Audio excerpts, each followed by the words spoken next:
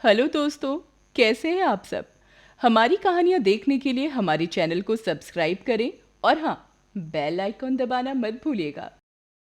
करवा चौथ व्रत कथा। नमस्कार दोस्तों, आज देखते हैं करवा चौथ की व्रत कथा। बहुत समय पहले की बात है।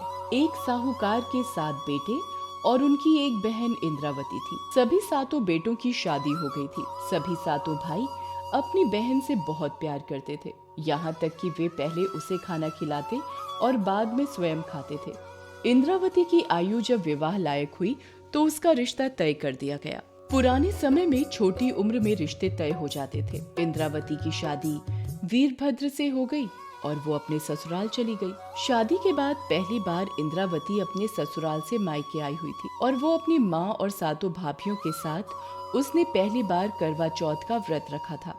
शाम को भाई जब अपना व्यापार व्यवसाय बंद कर घर आए तो देखा उनकी बहन भूख से बहुत व्याकुल थी। सभी भाई खाना खाने बैठे और सबसे बड़ा भाई अपनी बहन से कहने लगा, बहन आओ हमारे साथ खाना खा लो। भैया, आज मेरे करवा चौथ का निर्जल व्रत है और मैं खाना सिर्फ चंद्रमा को देखकर उसे अर्घ्य देकर ही खा सकती हूँ। इंद्रावती लाड प्यार में पली थी। उसको भूख जरा भी बर्दाश्त नहीं हो रही थी। उसका सिर घूमने लगा और वो मूर्छित होकर पृथ्वी पर गिर पड़ी। ये देखकर सबने खाना छोड़ दिया और सबसे छोटा भाई कहने लगा, मुझे अपनी प्यारी बहन का ये दुख नहीं देखा जाता।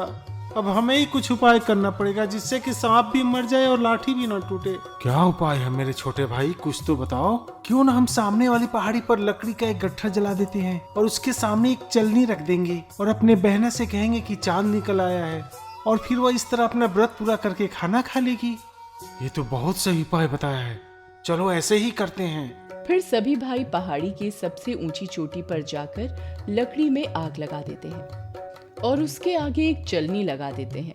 दूर से देखने पर वो ऐसा प्रतीत होता है कि जैसे चतुर्थी का चांद उदित हो रहा हो। सभी भाई घर आ जाते हैं और उसके बाद अपनी बहन को होश में लाते हैं और कहते हैं, बहना, चांद निकल आया है, तुम उसे अर्घ देने के बाद भोजन कर सकती हो। इंद्रावती खुशी के मारे सीढ़ियों पर चढ़कर चांद को देखती है और फिर अपनी भाभीियों के पास जाती है और कहती है, भाभी भाभी, चांद निकल आया है, चलो व्रत को पूरा करते हैं। ये हमारा चांद नहीं है, ये आपका चांद है। हम अपना व्रत अभी पूरा नहीं करेंगे। ठीक है भाभी, आप लोग मत करो, मैं तो जा रही हूँ अपना व्रत पूरा करने। उसके बाद इंद्रावती छलनी से चांद को देखती है और उसे अर्घ्य देकर खाना खाने बैठ जाती है। वो पहला टुकड़ा मुंह में डालती है तो उसे छींक आ जाती है।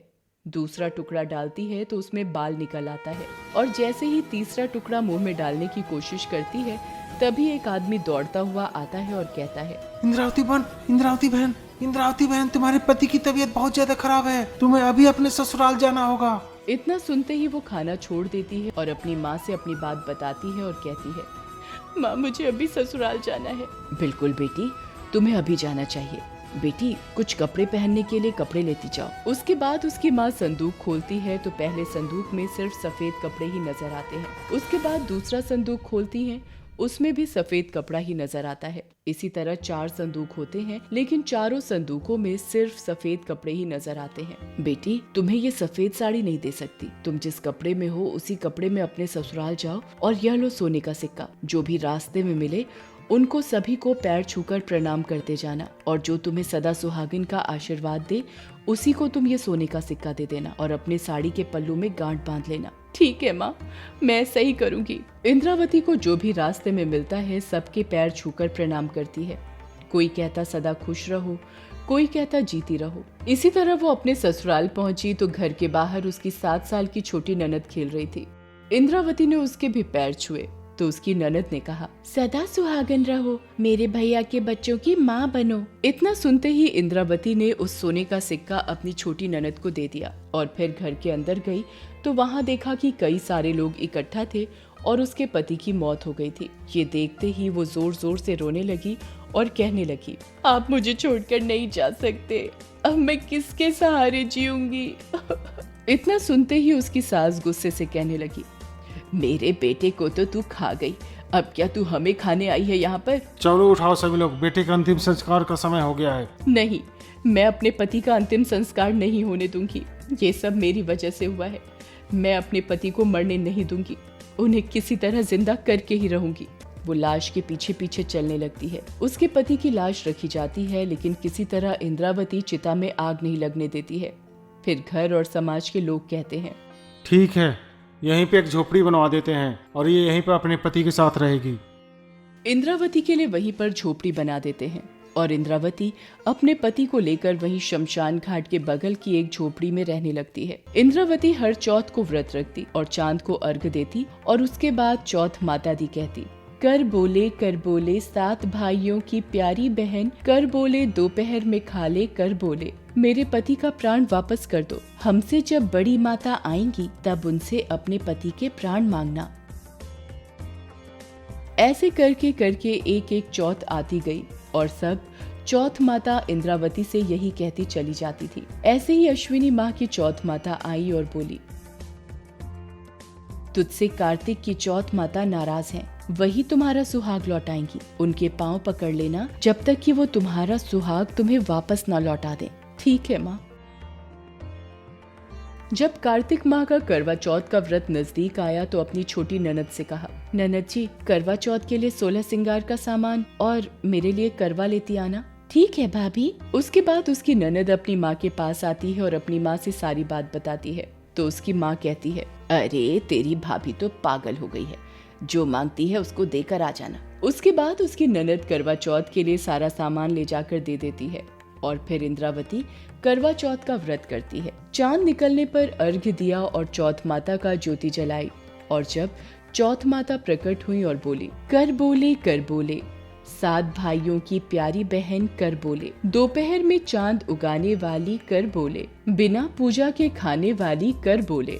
इतना सुनते ही इंद्रावती ने चौथ माता के पैर पकड़ लिए और बोली, माता मेरा सुहाग मुझे वापस करो। तू तो बड़ी भूखी है, 7 भाइयों की प्यारी बहन, तुझे सुहाग से क्या काम। नहीं माता, मैं आपके पैर तब तक नहीं छोड़ूंगी जब तक आप मेरा सुहाग वापस नहीं लौटाएंगी। श्रृंगार की सारी सामग्री दो। उसके बाद इंद्रावती ने एक एक करके श्रृंगार का सारा सामान थाली में रख दिया। उसके बाद चौथ माता ने अपनी आंखों से काजल निकाला और नाखूनों से मेहंदी निकाला, मांग से सिंदूर निकाला और छोटी उंगली से इंद्रावती के पति के ऊपर छींट दिया। छींटे पड़ते ही इंद्रावती का पति जिंदा हो गया और चौथ माता जाते जाते उसकी झोपड़ी पर एक लात मारती गई, जिससे उसकी झोपड़ी महल में बदल गई। और अगले दिन उसकी छोटी ननद खाना लेकर आई तो उसने देखा कि अरे भाभी की झोपड़ी की जगह महल खड़ा है। ननद को देखते ही इंद्रावती दौड़ी हुई आई और बोली, देखिए ननद जी, आपका भाई जिंदा हो गया है। घर जाओ और अपनी माँ से कहो कि वो गाजे बाजे के साथ हमें लेने आए। तभी वहाँ पर उसका पति आ जाता है। उसको देखते ही उसकी बहन दौड़कर उससे लिपट जाती है और कुछ देर बाद उसकी छोटी ननद दौड़ी दौड़ी अपनी माँ के पास जाती है और कहती है, माँ भाई जिंदा हो गया है। अपनी भाभी के साथ साथ तेरा भी दिमाग खराब हो गया है। नहीं माँ, मैं सच कह रही हूँ, भैया को मैंने अपनी आंखों से देखा है। भाभी ने सभी को गाजे बाजे के साथ बुलाया है। उसके बाद पूरे घर वाले गाजे बाजे के साथ इंद्रावती के पास जाते हैं। बेटे को जिंदा देखकर सास अपनी बहू के पैर छूने लगी और बहू सास के पैर छूने लगी। आपका बेटा वापस आ गया। मैंने तो साल भर पहले ही इसे भेज दिया था। वो तो तू ही थी जिसके भाग्य से ये वापस आया है। जिस प्रकार करवा चौथ की इच्छा माता ने इंद्रावती की इच्छा पूरी की, इस प्रकार करवा माता सभी सुहागिनों के पतियों को दीर्घायु करे और उन पर कोई कष्ट न आए। अगर आपको ये कहानी पसंद आई हो तो चैनल को सब्सक्राइब कर लें और बेल नोटिफिकेशन दबा दें और कमेंट करके जरूर बताएं कि आपको ये कहानी कैसी लगी। धन्यवाद।